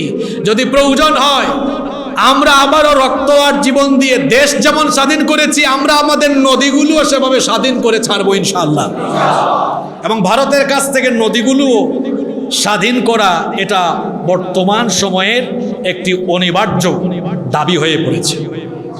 সম্মানিত মুসল্লিবৃন্দ, প্রিয় দেশবাসী, আমাদের হতাশ হওয়ার কিছু নেই। আমি আগেই বলেছি, বিপদ কল্যাণের বার্তা নিয়ে আসে। দুঃখের পরে কি আছে? বিপদের পরে কল্যাণ আসে না নাই? মাঝে মাঝে আল্লাহ আমাদেরকে বিপদ দিবেন, আল্লাহ আমাদেরকে বিভিন্ন রকমের মুসিবত দিবেন, এই কথাটা কার? মাঝে মাঝে আমাদেরকে বিভিন্ন ধরনের মুসিবত দিয়ে আল্লাহ টেস্ট করবেন, পরীক্ষা করবেন। এজন্য আল্লাহ তাআলা সূরা বাকারার 155 নম্বর আয়াতে বলেছেন, ওয়ালা নাবালুওয়ান্নাকুম বিশাইইম মিনাল খাউফি ওয়াল জুই ওয়া নাকসিম মিনাল আমওয়ালি ওয়াল আনফুসি ওয়াত তামারাত। আল্লাহ তাআলা বলছেন, আর অবশ্যই আমি তোমাদেরকে ভয়, ক্ষুধা, জানমালের ক্ষয়ক্ষতি আর ফসল আদি নষ্ট করে দিয়ে আমি তোমাদের পরীক্ষা করব। আর এই পরীক্ষার সময়ে পাশ করবে তারা সাবিরিন, ধৈর্যশীল যারা ধৈর্য ধারণ করবে। এই ধৈর্যশীলদের জন্য বিপদের পরে সুসংবাদের ওয়াদা দিয়েছেন কে? তাহলে আমরা ধৈর্য ধরবো না হতাশ হয়ে যাব? মনে রাখতে হবে সামনের দিনগুলো সুখকর হবে, সুন্দর হবে। আপনাদের কি সন্দেহ আছে? অন্ধকারের পরে কি? জোরে বলেন। রাতের পরে দিন। আমি আজকে বলে গেলাম, আল্লাহর কসম করে বলছি, এই বিপদে কেউ আপনারা ঘাবড়ে যাবেন না। এই বিপদ আমাদেরকে আগামী দিনে কল্যাণের বার্তা দিচ্ছে ইনশাআল্লাহ। এজন্য হতাশ হওয়ার কোনো কারণ নাই। কারণ এই ঘটনার মাধ্যমে আমরা আমাদের প্রতিবেশী দেশের আসল চরিত্র বুঝতে পেরেছি, এবং তারাও কয়েকদিন পরে বেকায়দায় পড়বে। তারা যে কি বেকায়দায় পড়বে এটা তারা নিজেরাও জানে না। যে আগুন তারা লাগিয়েছে সে আগুনে পড়ে তারা নিজেরাই ভস্মীভূত হবে, জ্বলে পুড়ে ছাই হয়ে যাবে ইনশাআল্লাহ। আপনারা অনেক সময় বলেন আমরা তো চতুর্দিক থেকে ভারত দ্বারা বেষ্টিত। না, আজকেই গিয়ে মানচিত্র উল্টাবেন, দেখবেন আমাদের চেয়ে বড় বেকায়দায় ভারত আছে। কারণ তাদের 4-5টা শত্রু দ্বারা বেষ্টিত। তাদের একদিকে পাকিস্তান, তাদের বন্ধু না দুশ্মন? জোরে বলেন। চীন আছে, বন্ধু না দুশ্মন? বর্তমানে নেপাল, ভুটান, শ্রীলঙ্কা, তারা কি বন্ধু না দুশ্মন? আর বাংলাদেশে তাদের গোলাম যারা ছিল এখন তারা আছে? ভারতীয় রাজাকার আছে। আমাদেরকে বলে, আমরা যারা সত্য কথা বলি, আমরা নাকি পাকিস্তানি রাজাকার। তো আমরা তো দেশের দুঃসময়েও সত্য কথা বলেছি, পালিয়ে আমরা কেউ পাকিস্তানে যাইনি, বরং ভারতীয়রা দুঃসময়ে ভারতীয় রাজাকার সাথে ভারতে পালিয়েছি। কারা আসল রাজাকার এটা বাংলাদেশের মানুষ খুব ভালোই জানে, ঠিক কিনা? আমরা যারা সত্য কথা বলার কারণে পাকিস্তানি রাজাকার গালি শুনেছি, আমরা কেউ কি পাকিস্তান গিয়েছি? পাকিস্তানের সাথে আমাদের কোনো সম্পর্ক আছে? নাই। আমরা এই দেশের স্বাধীনতা, সার্বভৌমত্বকে রক্ষার জন্য আমরা পাকিস্তানেরও গোলামি করতে পারবো না, ভারতেরও গোলামি করতে পারবো না। আমরা এই দেশে স্বাধীনভাবে মাথা উঁচু করে বাঁচতে চাই। আমাদের পার্শ্ববর্তী দেশ যদি বন্ধু হয়ে বন্ধুর মতো থাকে তো ভালো, কিন্তু বন্ধুত্বের পরিবর্তে কেউ যদি প্রভু হতে চায় তাহলে আমরা এর দাঁত ভাঙা জবাব দেওয়ার জন্য প্রস্তুত আছি ইনশাআল্লাহ। সম্মানিত মুসল্লিবৃন্দ, এদেশে যারা ভারতীয় আগ্রাসন প্রতিষ্ঠা করতে চেয়েছিল, আজ তাদের পরিণতি ভালো না খারাপ? জোরে বলেন। এমন খারাপ হয়েছে, একজন তো কথায় কথায় বলতেন আমি পালিয়ে যাব না, তিনি কিছু না বলেই চলে গিয়েছেন। এমনকি তার অনুসারীরা বলতেছে মনে হয় এখনো ঘুমের ঘরে স্বপ্নে আছি, আমরা যে নেমে গেছি এটা আমরা নিজেরাও বিশ্বাস করতে পারছি না। ঠিক আছে কিনা কথা? আমি পালিয়ে যাব না, অথচ তিনি না বলেই চলে গেলেন। শুধু তাই নয়, আরেকজন বলেছিলেন বিরোধী পক্ষের আরেকজনের বাড়িতে গিয়ে উঠবেন, তিনি যে কোথায় গেলেন এটা কেউ এখনো জানে না। এবং ভারতীয় গোলাম, ভারতীয় সেবাদাসদের পরিণতি এমন হয়েছে, হায় রে ক্ষমতা, হায় রে ক্ষমতা, থাকলে কি দশা আর গেলে যে কি। আপনাদেরকে একেবারে বাস্তব প্রমাণ দেই, ক্ষমতা থাকলে পুলিশ হাত দিয়া পা দিয়া স্যালুট মারে, আর যাওয়ার পরে পুলিশ হাত পাও দুটা দিয়া মারে। ঠিক আছে কিনা? যারা পুলিশকে এতদিন কন্ট্রোল করেছে, পুলিশ এখন এদেরকে টেনে হিচড়ে আদালতে হাজির করছে। ক্ষমতার অপব্যবহারের এই শাস্তি শুরু হয়েছে। ভারতীয় গোলামদের পরিণতি এদেশে এখন ভালো না খারাপ? ভালো না খারাপ? এই পরিণতি দেখার পরেও যদি ভারত প্রেম এখনো কারো অন্তরে থাকে, তার সতর্ক হওয়া দরকার। ভারত প্রেম যাদেরই থাকবে ভবিষ্যতের বাংলাদেশে, তাদের পরিণতিও একই রকমের হবে। সম্মানিত মুসল্লিবৃন্দ, বলছিলাম হায় রে ক্ষমতা, থাকলে একরকম, চলে গেলে। ক্ষমতায় থাকাকালীন আলেমদেরকে কত বেইজ্জত করে আদালতে উঠানো হতো। আপনারা কি ভুলে গেছেন নাকি? আওয়াজে তো মনে হয় ভুলে গিয়েছেন। আল্লামা সাঈদীকে কিভাবে আদালতে নেওয়া হতো মনে আছে তো? মাওলানা মামুনুল হককে কিভাবে নেওয়া হতো মনে আছে তো? আল্লামা জুনাইদ বাবুনগরের উপরে কি নির্যাতন হয়েছে ভুলে গেছেন তো? মুফতি আমির হামজার উপরে কি নির্যাতন হয়েছে মনে আছে তো? আরে বাপরে বাপ, তারা আয়নার কারিগর। কিসের কারিগর? আপনারা আবার ভাবিয়েন না যে এমন ঘর বানিয়েছে সব দিকে শুধু আয়না আর আয়না, চেহারা দেখার জন্য। ওইটা হলো কবরের মতো একটা ঘর। সেখানে বহু মানুষকে রেখে তারা মেরে ফেলেছে। অনেকের এখনো খোঁজখবর নাই। আবার অনেকের জীবনকে তারা দুর্বিষহ আর বিপন্ন করে গড়ে তুলেছে। আয়নার কারিগরদেরকে ধরে শাস্তি হিসাবে এদেরকেও বহুকাল অথবা আমৃত্যু এদেরকে আয়না ঘরে ঢুকায় রাখা উচিত। তোরা আয়না ঘরের মজা বুঝ। এরা আলেমদেরকে বেইজ্জত করে উঠিয়েছে। আজকে কি তাদের ইজ্জত আছে? জোরে বলেন। পাবলিক কি ছুড়ে? কি ছুড়ে? পচা ডিম, তাও ভালো ডিম। আর কি মারে? কি মারে? কিন্তু আলেমদেরকে যখন উঠানো হয়েছে, আশেপাশে থাকা দাঁড়িয়ে থাকা মানুষদের হৃদয় কেঁদেছে কি কাঁদে নাই?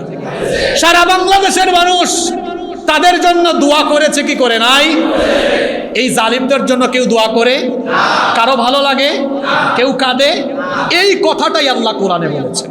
সূরা দুখানের 44 নম্বর আয়াতে আল্লাহ জালিমদের কথা বলছেন, ফামা বাকাত আলাইহিমুস সামাউ ওয়াল আরদু ওয়া মা কানু মুনযারিন। এই জালিমদের জন্য এদের কৃতকর্মের শাস্তি আসলে আসমানেরও কেউ কাঁদবে না, জমিনেরও কেউ কাঁদবে না। আজকে তাই হচ্ছে, কেউ তাদের জন্য আফসোস করে না। সালমানের দশা কি হয়েছে জানেন তো আপনারা? এমন নাফরমান সে, ক্লিন শিপ, একেবারে সাফা চাট। এরা আমাদেরকে বলে ধর্ম ব্যবসায়ী, অথচ তার মতো ধর্ম ব্যবসায়ী আর আছে? আমাদেরকে যারা ধর্ম ব্যবসায়ী বলে, এরা আসল ধর্ম ব্যবসায়ী। কারণ এরা নির্বাচন আসলে সিজনাল টুপি আর সিজনাল পাঞ্জাবি গায়ে দেয়। আমাদেরকে যারা ধর্ম ব্যবসায়ী বলে, তারা কিন্তু নির্বাচন আসতে পরে শাহজালাল রহমতুল্লাহ আলাইহির মাজার থেকে মাজার জিয়ারত করে নির্বাচনী প্রচার আরম্ভ করে। তাহলে আসল ধর্ম ব্যবসায়ী আমরা না ওরা? জোরে বলে। কি জাতের নাফরমান! সব কেটে ফেলেছে। আমি তো প্রথমে দেখে তারে চিনতেও পারিনি। দুইটা একসাথে পালায় যাচ্ছে, তাও নৌকার মাঝি, আবার পালায় যাচ্ছে কিসের মাঝি হয়ে? নৌকা আর মাছের মাঝি। একটারে ধরে যখন নিয়ে যাচ্ছে, আরেকটা বলে আমারে ধরছেন, ওইটারে ছাড়েন কেন? হেরাও চিনে না ওইটাকে, কয় চিনেন না, এটা তো ওইটা। আপনাদেরকে হাসানোর জন্য বলছি না, আপনি যত জুলুম করবেন এর বদলা পাবেন, ঠিক কিনা? এরপরে দুই চোরকে বাদ দিছে কেমনে দেখছেন? দেখছেন কিনা আপনারা? তোমরা আলেমদের হাতে রশি দিয়ে আলেমদেরকে বেইজ্জত করেছো, আল্লাহ তোমাদেরকে গোটা জাতির সামনে বেইজ্জত করেছেন। দুই চোরকে এমন ভাবে বান্দা রাখছে, দেখলে মনে হয় মানুষের গরু চুরি করছে। পরিণতি এমনই। তোমরা আলেমদেরকে যেভাবে বেইজ্জত করেছো, আল্লাহ তোমাদেরকে সেভাবে গোটা জাতির সামনে আজকে বেইজ্জত করে দিয়েছে। আরেক মহিলার কি অবস্থা হয়েছে দেখছেন তো আপনারা? আদালতে উঠে শুধু কাঁদে। আর তার কুকীর্তি কেমন! ওই যে আল্লাহ কোরআনে বলেছেন, এরা সামান্য হাসুক, এরপরে এত কাঁদবে। আমরা গত এক-দেড় যুগ আপনাদেরকে ওয়াজ শুনাইছি, আপনারা মনে মনে বলতেন হুজুররা তো বলে এরা হাসুক এক সময় কাঁদবে, বিশ্বাস হতো না। আজকে আল্লাহর কোরআনের আয়াতগুলো বাস্তবে চোখের সামনে আপনারা দেখছেন কি দেখছেন না? এরা এখন কি করে? জোরে বলে।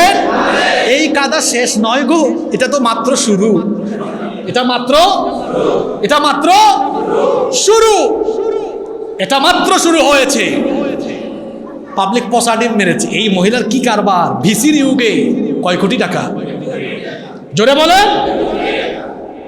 আর অধ্যক্ষ প্রিন্সিপাল পদে নিয়োগের জন্য কি জাতের চুন্নি মহিলা! আপনারা চট্টগ্রামে মহিলা চোরকে কি বলেন? আমাদের সিলেটে আঞ্চলিক ভাষায় বলে চুন্নি, আপনারা কি বলেন? চোরনি। ওই একই কথা, মাঝখানে র ফালাইয়া দেন। কি জাতের চুন্নি মহিলা চিন্তা করেছেন আপনারা? এভাবে তারা দুর্নীতি করে করে সম্পদের পাহাড় গড়েছে। এই মহিলা শিক্ষা ব্যবস্থাকে শেষ করে দিয়েছে। বানরামি শিক্ষা ব্যবস্থা নিয়ে এসেছে, গোটা শিক্ষা ব্যবস্থাকে পরিবর্তন করে এই জাতি, এই সভ্যতাকে নষ্ট করে দেওয়ার তারা ষড়যন্ত্র করেছিল।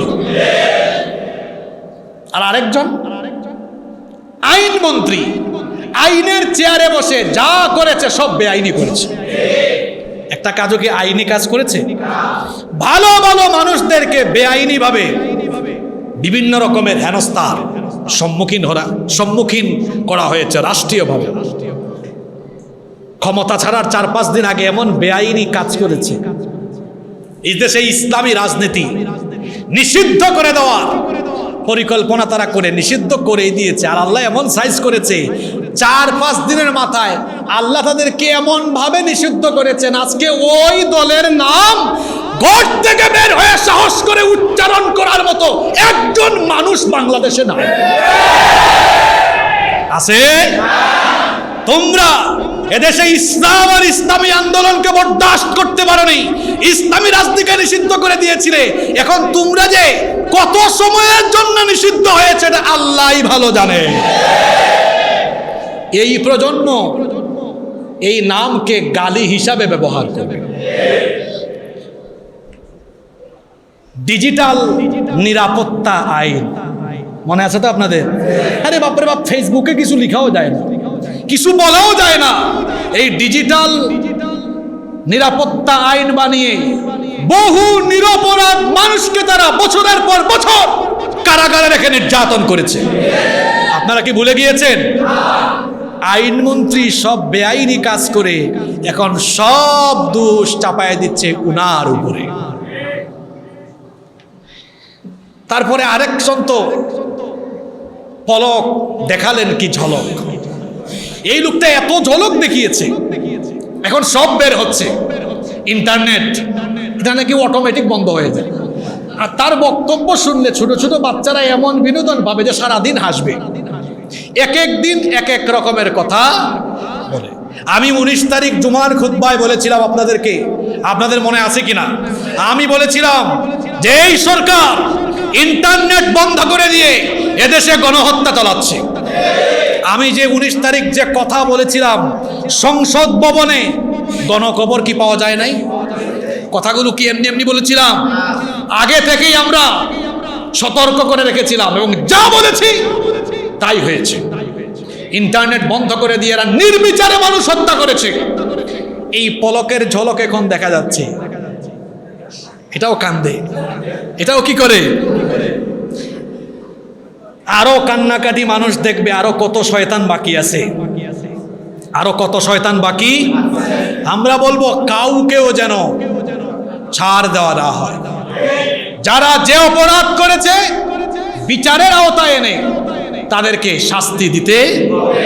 তারা মানবতা বিরোধী অপরাধের বিচার করেছে, অথচ তারা গত 15 বছর যা করেছে, বিডিআর বিদ্রোহ, 13 সালে শাপলা চত্বরের উপর নির্বিচারে হত্যাযজ্ঞ, তারপরে 18 সালে কুঠা আন্দোলনকারীদের উপরে, সড়ক আন্দোলনকারীদের উপরে নির্বিচারে হত্যাযজ্ঞ, 24 জুলাইয়ের আন্দোলনে নির্বিচারে হত্যাযজ্ঞ চালিয়ে এরা মানবতা বিরোধী অপরাধ করেছে। ট্রাইব্যুনাল আগেরটাই থাকবে, বিচার নতুন করে শুরু হবে। সম্মানিত মুসল্লিবৃন্দ, আমরা সরকার এবং গোয়েন্দা বাহিনীকে বলবো, অচিরেই বহু আলেমদেরকে নিপীড়নকারী ভাতের হোটেলের মালিক হারুন আর বিপ্লবকে খুঁজে বের করে দেওয়া হবে। এরপরে আরো কয়েকটা শয়তান আছে না, এর আগে যারা দায়িত্ব পালন করেছে, আমি সব কয়টারই নাম জানি, সবগুলাকে ধরতে হবে। এমনকি স্বরাষ্ট্রমন্ত্রী হিসাবে যিনি দীর্ঘদিন দায়িত্ব পালন করে আইন প্রয়োগকারী সংস্থাকে গণহত্যার আদেশ দিয়েছেন, তাকে, তার বিচার তো আমি বলি, সে যে অপরাধ করেছে এটার জন্য একবার ফাঁসি দিলে কম হবে, হাজার হাজার বার তারে ফাঁসি দেওয়া দরকার। তাকে ফাঁসি দিয়ে তার লাশ আবার ফাঁসি দেওয়া দরকার। এরপরেও সে যে অপরাধ করেছে, এই অপরাধের শাস্তি বারবার ফাঁসি দিলেও কম হয়ে। এই চট্টগ্রামের আরেক লোক আছে, রামকৃষ্ণ মিশনে গিয়ে পড়াশোনা করা, হরে কৃষ্ণ হরে রাম বলা, চেনেন তো আপনারা? চেনেন তো আপনারা? আলেমদের ঘাড় মটকাই দিবে। এখন তোরে পাবলিক পায় না, পাইলে যে তোরে কেমনে মটকাবে তুই সেটা বুঝতেও পারবি না। কোথায় গিয়েছে? কেউ তাদেরকে পায় না। সম্মানিত মুসল্লিবৃন্দ, বলছিলাম ক্ষমতা এটা এমন জিনিস, থাকলে একরকম, চলে গেলে। এই কথাগুলো আজকে কেন বলছি এই কারণে, যারা অন্যান্য রাজনৈতিক দল করেন আপনারা শিক্ষা নিন, নেতা কর্মী উভয় গ্রুপ শিক্ষা নিন। আপনারাও যদি সামনে ক্ষমতার অপব্যবহার করেন, এই চোরদের যে দশা হয়েছে একই রকম দশা আপনাদের হবে। আর যারা অনুসারী আছে কর্মী বাহিনী, ভাইরে আপনাদেরকে বলবো আবেগ কন্ট্রোল করে। তার শুভেচ্ছা আরেকজন জানায়, কি বুঝতেছেন তো আপনারা? পাহাড়তলী ওয়ার্ডের, 12 কোয়ার্টার ওয়ার্ডের অমুক ভাইয়ের পক্ষ থেকে শুভেচ্ছা সৌজন্যে অমুক। তোমারে চামচামি করতে কে বলছে? তার শুভেচ্ছা তুমি জানাও কেন? জায়গায় জায়গায় ব্যানার, ফেস্টুন। 5 তারিখ বাংলাদেশ পরিষ্কার হয়ে গিয়েছিল। আমরা এরকম পরিষ্কার বাংলাদেশ দেখতে চাই। যারা অন্যান্য দল করেন, আমি নাম নিয়ে বলছি, বিএনপি, জামাত, চরমুনাই, হেফাজত, বাম দল, রাম দল, যত দল বাংলাদেশে আছে, ব্যানার ফেস্টুনের চামচামি এই রাজনীতি বাংলাদেশে আপনারা বন্ধ করুন। রাস্তাঘাটের কি অবস্থা, এদিকে ব্যানার ওইদিকে ব্যানার। সকল দলকে বলছি, আমরা এরকম অপরিচ্ছন্ন নোংরা বাংলাদেশ দেখতে চাই না। একজনের শুভেচ্ছা আরেকজন জানায়। আমরা এই বাংলাদেশকে পরিষ্কার পরিচ্ছন্ন দেখতে চাই। আপনারা চান তো? আপনারা চান তো? কি বুঝলেন অন্যান্য দলের ভাইরা? হুজুররা আগে যেরকম ভারতীয় গোলামের বিরুদ্ধে বলেছে, আপনিও লাইনচ্যুত হয়ে গেলে আপনার বিরুদ্ধেও অন্যায় অন্যায়। আমি বহুবার এই মসজিদে খুতবায় বলেছি, সত্যকে সত্য বলা শিখুন, মিথ্যাকে মিথ্যা বলা শিখুন। যেটা ভালো সেটা ভালো, যেটা খারাপ সেটা খারাপ। তো আমি বলছিলাম নেতা কর্মীরাও এগুলা থেকে শিক্ষা নেন। সর্বশেষ যে পয়েন্ট আমরা বলতে চাই, আমরা আগামী জুমা থেকে আমাদের ধারাবাহিক আলোচনায় ফিরে যাব ইনশাআল্লাহ। এর আগে আমি আজকে যে পয়েন্টটি বলতে চাই, আমরা এমন একটি বাংলাদেশ এখন পেয়েছি, এখন এই বাংলাদেশের একেবারে টপ টু বটম, আগাগোড়া সবটাকেই আগে সংস্কার করা দরকার। কারণ এত চোর, ডাকাত, দুর্নীতিবাজ জায়গায় জায়গায় বসে আছে। এই জায়গাগুলো পরিষ্কার না করলে বাংলাদেশকে উন্নয়ন এবং সমৃদ্ধির জায়গায় নিয়ে যাওয়া সম্ভব। আমরা কেমন বাংলাদেশ চাই? আমরা একটি পরিষ্কার পরিচ্ছন্ন বাংলাদেশ চাই। আমরা এমন বাংলাদেশ চাই যে বাংলাদেশে কোনো অনিয়ম থাকবে না, যে বাংলাদেশে কোনো ঘুষ থাকবে না, যে বাংলাদেশে কোনো দুর্নীতি থাকবে না, যে বাংলাদেশে কোনো বৈষম্য থাকবে না, যে বাংলাদেশে কারো উপরে অবিচার হবে না। আমরা এমন বাংলাদেশ চাই যে বাংলাদেশে মানুষের জানমালের নিরাপত্তা থাকবে। আমরা এমন বাংলাদেশ চাই যে বাংলাদেশে এমন মানুষ বাংলাদেশ পরিচালনা করবে যারা জনগণের সম্পদ, রাষ্ট্রের সম্পদ চুরি করে বিদেশে বাড়ি গাড়ি করবে না, সম্পদের পাহাড় করবে না। বরং আমরা এমন বাংলাদেশ চাই যেই বাংলাদেশের নেতৃত্ব হবে সৎ, আমানতদার এবং আল্লাহ ভীরু, যারা চুরি ডাকাতির বিপরীতে জনগণের জন্য সর্বস্ব বিলিয়ে দিয়ে এই দেশকে একটি উন্নত এবং সমৃদ্ধশালী বাংলাদেশ হিসেবে গড়ে তুলবে। এমন নেতৃত্ব আমরা চাই কি চাই না? তো চান যেহেতু, শেষ কথা শোনেন, আপনারা স্বাধীনতার পর থেকে, 71-এর পর থেকে এই পর্যন্ত বহু দলের হাতে আপনারা ক্ষমতা দিয়েছেন। একবার আপনারা, আমি গোটা বাংলাদেশের মানুষকে বলছি, একবার আপনারা ওই লাইন থেকে বাইর হয়ে আসেন না।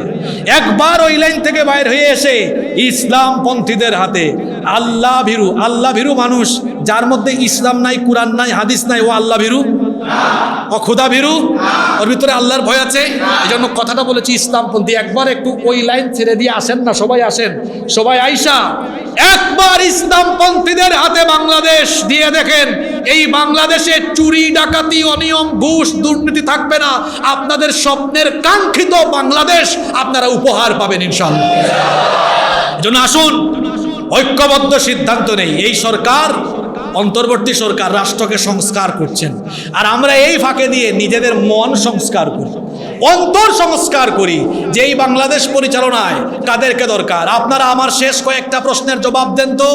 এই দেশে যতগুলো থানা আছে, আলেমদের নামে, ইসলামপন্থীদের নামে লুটপাটের মামলা আছে, দুর্নীতির মামলা আছে, চুরির মামলা আছে, 2 নম্বরের মামলা আছে, ওদের নামে, বাকিদের নামে। তাহলে আপনারা কি বুঝেন না কাদের হাতে বাংলাদেশ নিরাপদ? আপনারা সরেজমিনে দেখুন, তথ্য দিন। অনেক আলেম ওলামা, ইসলামপন্থী দলের লোকেরা ইউনিয়ন পরিষদের চেয়ারম্যান, উপজেলা পরিষদের চেয়ারম্যান, পৌরসভা, সিটি কর্পোরেশনের কাউন্সিলর, মেয়র হয়েছেন, পার্লামেন্টে গিয়েছেন, অতীতে অনেকে মন্ত্রণালয়ে দায়িত্ব পালন করেছেন। 1 টাকার দুর্নীতির প্রমাণ তাদের বিরুদ্ধে কেউ আজ পর্যন্ত দিতে পারে না। তাহলে বোঝা গেল এদেশে ইসলামপন্থীদের হাতে এই দেশটা যেমন নিরাপদ, ঠিক তেমনি আমাদের অমুসলিম ভাই বোনদেরকে বলবো, আপনারা এদেশের সংখ্যালঘু নন। আপনাদেরকে আমরা অন্য পরিচয় করিয়ে দিচ্ছি, আরো বড় করে আপনাদের পরিচয় দিচ্ছি। আপনারা নিজেদেরকে সংখ্যালঘু বলবেন না, আপনারা নিজেদেরকে বলবেন আমরা বাংলাদেশের নাগরিক। এদেশের ইসলামপন্থীদের হাতে আপনারা কত নিরাপদ দেখুন। 5 তারিখের পরে আপনাদের মন্দির, আপনাদের উপাসনালয়, মাদ্রাসার ছেলেরা পাহারা দিয়েছে। সুতরাং আপনারা বুঝার চেষ্টা করুন, ওরা যারা আছে ওরা সব সময় মতলববাজি করে ক্ষমতার স্বার্থে মাঝে মাঝে আপনাদের উপাসনালয়ে আগুন ধরায়, মাঝে মাঝে এসে আগুন নিভায়। আর আমরা যারা দ্বীনকে লালন করি, আমরা এই বিশ্বাস রাখি, অন্য কোনো ধর্মকে গালি দেওয়া, আঘাত করা, তাদের উপরে নির্বিচারে হামলা করা, সাম্প্রদায়িক দাঙ্গা হাঙ্গামা লাগিয়ে দেওয়া, কিংবা অন্য ধর্মের উপাসনালয়ে আঘাত করা, এটা আমরা এমন চিন্তা চেতনায় বিশ্বাস করি না। কারণ এটা আমাদেরকে আল্লাহ নিষেধ করেছেন, রসুল নিষেধ করেছেন। আমরা হচ্ছি পরধর্ম সহিষ্ণু জাতি। সুতরাং আজকের বক্তব্যের শেষে আমি যেই কথাটি বলতে চাই সেটি হচ্ছে, হিন্দু, খ্রিস্টান, বৌদ্ধ, মুসলিম সহ এদেশের সকল ঘরানার, সকল বর্ণের, সকল ধর্মের, সকল মতের সকল মানুষকে বলবো, আপনারা 52-53 বছর ধরে বহুজনের হাতে দিয়ে বহু কিছু দেখেছেন। একবার আপনারা এই ইউনূস সাহেবের সরকার রাষ্ট্র সংস্কার করুক, আর আপনারা যে সময়টুকু পাবেন হৃদয় সংস্কার করেন, অন্তর সংস্কার করেন, অন্তর সংস্কার করে মাথাটা ফ্রেশ করে এই আমানতদার ক্ষুধাভীরু মানুষদের হাতে এদেশের নেতৃত্ব দিয়ে দেখেন, বাংলাদেশ পাল্টে যাবে ইনশাআল্লাহ, পাল্টে যাবে ইনশাআল্লাহ। আল্লাহ এই কথাগুলো বোঝার তৌফিক আমাদেরকে দান করুন। হাদা মা ইনদি ওয়াল ইলমু ইনদাল্লাহ।